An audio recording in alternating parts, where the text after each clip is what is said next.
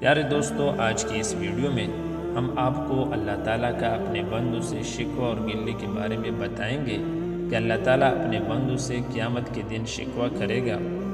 بسم اللہ الرحمن الرحیم۔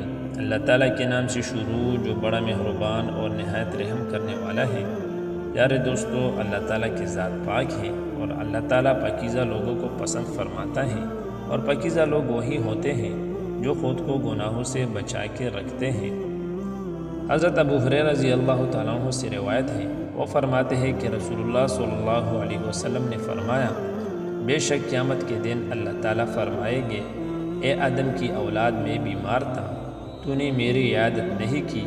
وہ بندہ عرض کرے گا کہ اے میرے رب، میں آپ کی کیسے عیادت کرتا، حالانکہ آپ تمام جہانوں کے پالنے والے ہیں۔ اللہ تعالیٰ فرمائیں گے، کیا تو نہیں جانتا کہ میرا فلاں بندہ بیمار تھا، تو نے اس کی عیادت نہیں کی؟ تجھے کیا خبر، اگر تو اس کی عیادت کر لیتا تو مجھے اس کے پاس پاتا۔ پھر اللہ تعالیٰ فرمائیں گے، اے آدم کی اولاد، میں نے تجھے سے کھانا مانگا تھا اور تو نے مجھے کھانا نہیں کھلایا تھا۔ تو وہ بندہ عرض کرے گا کہ میرے رب، میں آپ کو کیسے کھلاتا، حالانکہ آپ تو تمام جہانوں کے پالنے والے ہیں۔